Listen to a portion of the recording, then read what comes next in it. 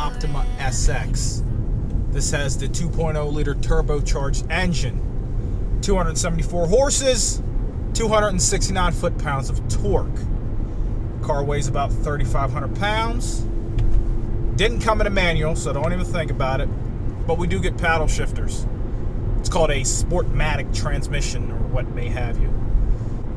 But you get paddle shifters on the steering wheel, of course, but you also can shift down here from the lever. Back in 2008, 2009, if you would have told me Kia would steal buyers from Honda and Toyota, I would have took you to rehab, because I would have thought you were on that stuff. I don't like hanging out with people that are on that stuff.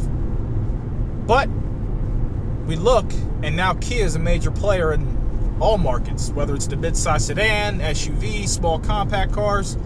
They are a major player. Inside, you get automatic up-downs for the driver and the passenger, not the rear, your locks. You get memory seats for the driver and the passenger. Now, the steering wheel is my favorite part. You get a flat bottom steering wheel. You get good 9-3 grips. You got paddle shifters on the back here, which are very sleek. They're plastic, but they do actually look pretty good. They feel pretty good. They move with the wheel. On the wheel, you have your volume for your radio as well as your channel. You can dial out through here. Select that. You can call through your phone. Right here is your driving modes. You get Eco Sport and just your standard. Inside the cluster here is where you get your, you can change from your Eco, your Sport. You can change through a number of different things on the LCD. Your service, gas mileage, settings. You get your RPMs here. Digital gas gauge. Not a fan of digital gas gauges. Here you have your air conditioning, your heat, a number of different modes. Through here you have your auxiliary, your USB, 2 power outlets. You have your heated and cooled seats for the front. You have leather seats. Your radio, you have, this is actually touchscreen. You're probably going to think it's not, but it actually is. You can select it here, but you also can touch it here.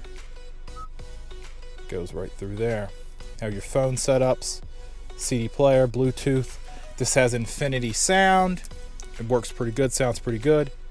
You have your push button start. The key for this is actually pretty nice. It's very slim, not clunky at all, not heavy. I think Kia has the best key amongst all the economy buyers. You know, not the BMW. Now that key is just beautiful, but for what it is, it's very small, very light. The panoramic sunroof is one touch. So just one touch to close. Also closes the visors. In the back, you do have heated seats here. Cup holder. The seats do not fold down at all. You got a good subwoofer in the back there. Makes it sound pretty good. Right now, I have this car in sport mode, traction control off, using the paddle shifters. The transmission doesn't feel any sharper, but the steering does feel a little bit sharper. Tightens it up a little bit. See how it does around these turns. A little body roll. Pretty good though. They'll let you downshift though. Off shifts for you.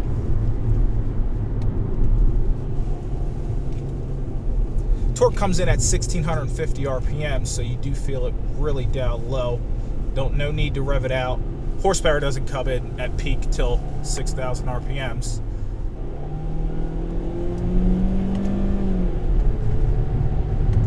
The engine doesn't feel stressed in this car, but it doesn't seem very fluid. It's not like if it was a 6-cylinder in one of the other models, like one of the Altimas or the Accord or something like that.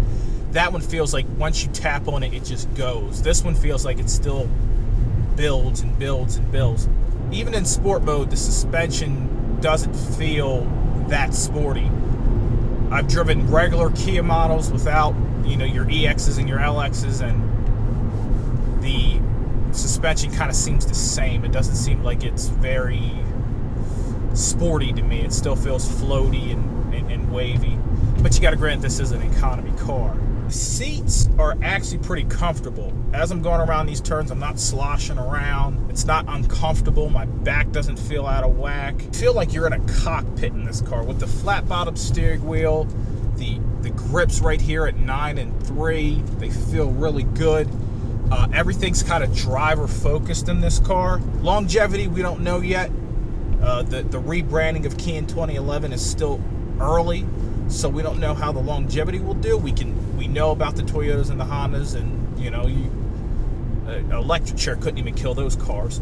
So we're gonna wait to see what it does on this one. But these feel good. The Optima came in at LX, EX, SX, and an SXL. The SX came with either a 2.4 liter or, like this car, the 2.0 turbo. The SXL came with the turbo. The SXL had, you know, nicer interior, a bigger navigation screen here, and some other bits, chrome wheels, but who really likes chrome wheels anymore? The plastics, they're hard plastics. They do feel kind of cheap, to be honest with you. But 27.5 grand when this car came out, brand new base model. It's not bad, actually. See what she can do. Oh, come on. Shifts for you. It doesn't let you rev it out. Shifts at 6 grand. I like the low end torque. As I was getting on the highway, I just tapped the gas and it just got me right up to speed with everybody else. Not being that guy where you're getting on the highway and you're trying, but cars are blowing past you, looking at you like, what are you doing? Learn how to drive! None of that here. My favorite is the steering wheel. I love this flat bottom steering wheel. It feels like it's very driver engaged with the grips. You got all your controls right here. Nothing is convoluted or anything like that. Could it be heated? Yeah, that'd be great, but you can't have your cake and eat it too. Even I have no clue what that means. Can somebody explain to me, have your cake and eat it too?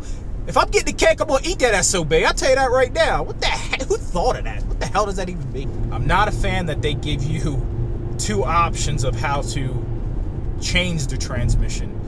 You can change it here on the paddles, which I would do, or you can do it down here.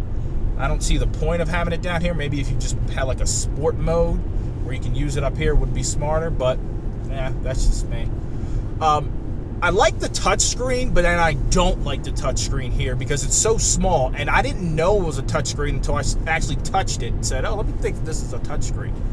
In other cars, it's like a big screen, and you're assuming that it's going to be a touchscreen. Here, it just is a little screen, and it looks like it's just a color screen that comes with the radio. I'm going to put this car in eco mode and see how it feels in eco mode. Why am I going to be in eco mode? I'm trying to save the polar bears. Come on. I mean, isn't that why we have an eco mode? So in the eco mode, it's like transmission's trying to keep it at low RPMs. I'm at 45 miles an hour and I'm already in 6th gear. You might drive this car and maybe like, oh my Lanta, I didn't know. Some people are so stuck in their ways, and that's fine. There's brand loyalists. There's nothing wrong with being a brand loyalist. But if you want to try something different, I would look at this. This is 3 years old, so right now you're going to get a cheap deal. This exact car was about $30,000 out the door, tax, everything included. Right now you're looking at about 18 for the same car with about 30,000 miles. If you're in the used market and you want something that has some luxuries that you're not going to get on the other cars, then this might be something you want to do. I'm still amazed that this is a Kia. A Kia. Hey, thanks for watching. And as always, subscribe, like, share with your friends. Until next time, people, keep it real.